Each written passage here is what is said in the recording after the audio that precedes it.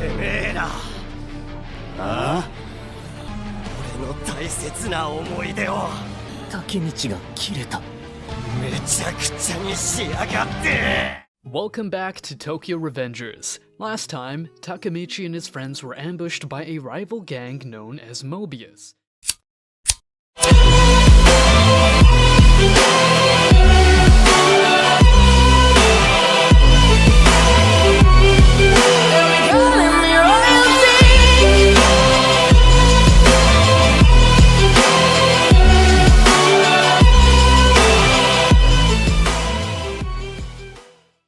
Surrounded by the members of Mobius, Takemichi gazes upon Nobutaka Osanai in shock. Suddenly, without warning, Nobutaka strikes Takemichi, feeling as though he was being looked down upon.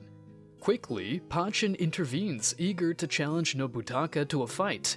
Manjiro urges the others to simply observe as Pachin and Nobutaka engage in combat. Despite putting up a valiant effort, Pachin is easily overpowered by Nobutaka. As the Mobius members mock Manjiro and his group, Manjiro approaches Nobutaka and, with a single swift kick, knocks him out. He declares that anyone who thinks Pachin lost should leave, or they will face the consequences. Manjiro then asserts that as long as he is with Taman, they will never be defeated. However, just as Ken takes control and declares Mobius will be under the Tokyo Manji gang, Pachin suddenly stabs Nobutaka in the back, leaving everyone in shock. Apologizing to Manjiro, Pachin tells the group to run as he intends to surrender to the police. As they flee, Takemichi succumbs to unconsciousness, still trying to understand the events that have just transpired. Upon waking up in the hospital, Takemichi finds Emma by his side, and his mind immediately races with questions about his friends, Manjiro and Ken. With tears streaming down her face, Emma fills him in on the devastating news that Taman is now divided into two warring factions due to Pachin's involvement. Just as they are trying to process the chaos, Hinata arrives and misinterprets the emotional scene. Back at home, Takemichi tries to alleviate his boredom by working on a massive puzzle, but his thoughts keep returning to the fate of Taman.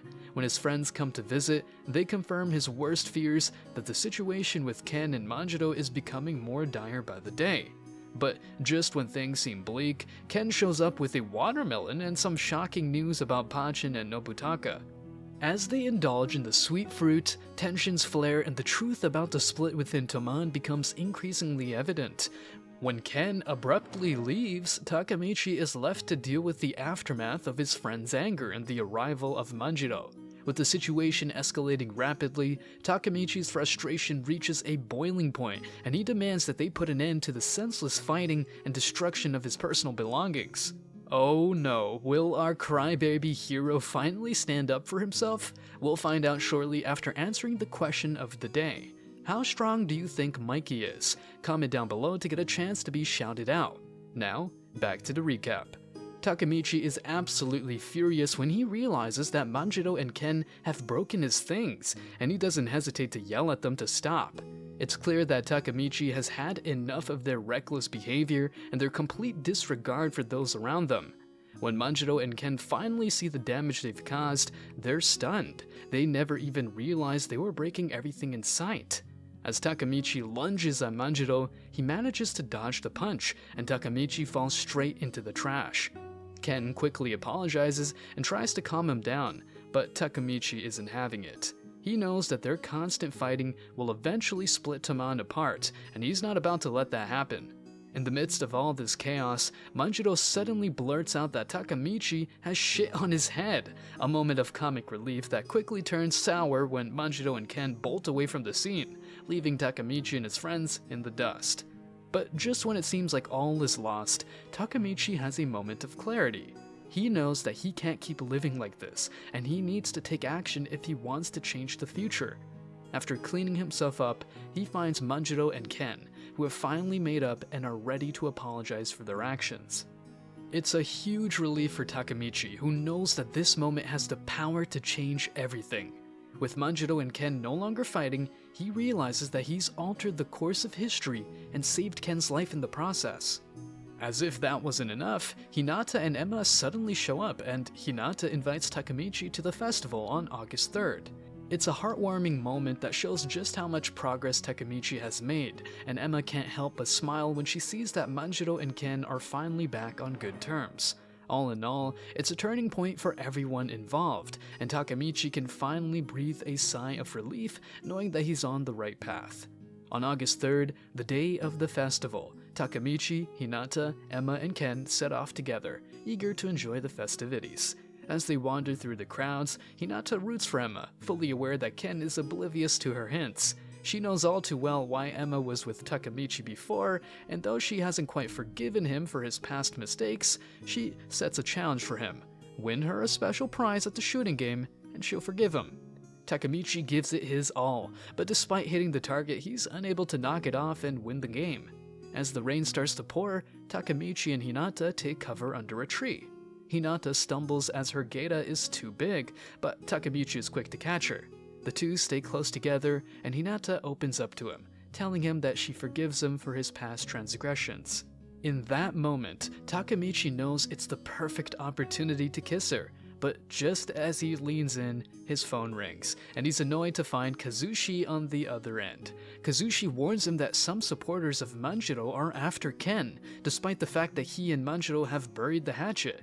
Takemichi realizes that the conflict is far from over. He sets off to find Ken, but what he stumbles upon is far from what he expected. A group of Tamon members have joined forces with a Mobius guy, and Masataka Kiyomizu has been handed a blade with the intention of killing Ken. Takemichi tries to intervene, but instead, he's brutally beaten by Masataka and his gang. As he's tied up and left to fend for himself, Takemichi realizes that he hasn't truly grown stronger, but rather, he's been basking in the light of Manjiro and Ken's strength. A few moments later, Hinata comes across Takemichi, who is tied up and gagged. Without wasting any time, she removes the duct tape from his mouth. Upon seeing Hinata, Takemichi breaks down and begins to cry uncontrollably. He explains that he did his best, but in the end, he couldn't save anyone. If only he were like Manjiro or Ken, he could have defeated them, but his worthlessness got the best of him. Hinata, moved by Takemichi's despair, leans in and plants a kiss on his lips. It's her first kiss, and she wants to share it with him because he's special to her. Takemichi is taken aback by the gesture and cries even more, making him the coolest person in the room. After shedding a few more tears, Hinata unties Takemichi. He decides to take action and head off to stop Masataka. As he sets off on his mission, Takemichi bumps into Takashi Mitsuya. He tells him that Ken is going to be attacked by Masataka. Takashi is surprised that it's not Payan but Masataka. He tells Takemichi that Manjiro had offered to pay for Panshin's release, but Ken was against it. Takashi is amazed at how Takemichi managed to stop Manjiro and Ken's fight, something even their captains couldn't do. He is grateful to Takemichi for averting a possible Tamon split. Takashi reveals that everyone had agreed that they couldn't do anything about Panshin, except Payan. Meanwhile, Payan manages to track down Ken and Emma elsewhere. As Takashi and Takemichi search for Ken Ryuguji, they discuss Payan's belief that Tamon betrayed Panshin and collaborated with some Mobius members to take down Ken. Just as Ken prepares to fight Payan, a sudden attack from a Mobius member catches him off guard. Takemichi remembers Naoto's words about the incident taking place in a parking lot, prompting them to head in that direction. Upon arrival, they find Ken exhausted and surrounded by numerous Mobius members. In a moment of defeat, he tells Takashi to take over. Out of nowhere, the sound of a motorcycle catches their attention. It's Manjiro Sano, who is called to distract him from coming to Ken's aid. Confused, Manjiro wonders who could have manipulated him like this. As they ponder this, a figure emerges from the shadows, revealing himself to be the temporary leader of Mobius, Shuji Hanma. Manjiro attempts to strike him, but Shuji expertly blocks his attack. Unveiling his plan, Shuji explains that their goal is to create chaos within Tamon and destroy them from the inside out. With a sinister grin, he summons a massive group of Mobius members and warns them not to flee or face his wrath. Suddenly, Takemichi realizes that he has altered the course of events, sparking a new conflict. As the tension rises, the group races for the inevitable clash. As Mobius prepares to fight the 4 Tamon members, the rest of Tamon arrives on bikes, ready for a fight. In a split second, chaos ensues as punches are thrown and bikes are kicked over. Takemichi's heart races as he looks around, trying to locate Ken in the midst of the brawl. His mind is set on protecting his friend from Masataka Kiyomizu's wrath. Meanwhile, Manjiro approaches Paon with a heavy heart, questioning why he attacked Ken. Despite Tamon's efforts to settle things down, Paon refuses to accept that they gave up on Pachin. Fueled by his loyalty to his friend, Paon throws punches at Manjiro with all his might, hoping to make him understand the gravity of the situation. Manjiro, however, remains calm and composed, refusing to fight with his own family. As the battle rages on, Takemichi's eyes dart around frantically, searching for Masataka. His heart sinks when he finally spots him, brandishing a bloody blade and muttering his confession. Takemichi's worst fears are realized when he turns around to see Ken lying on the ground, bleeding profusely. The situation is dire, and Takemichi knows that he must act fast to save his friend's life. Will Takemichi manage to get Ken to safety? Who orchestrated this assassination? Find out next time on our upcoming Tokyo Revengers recaps.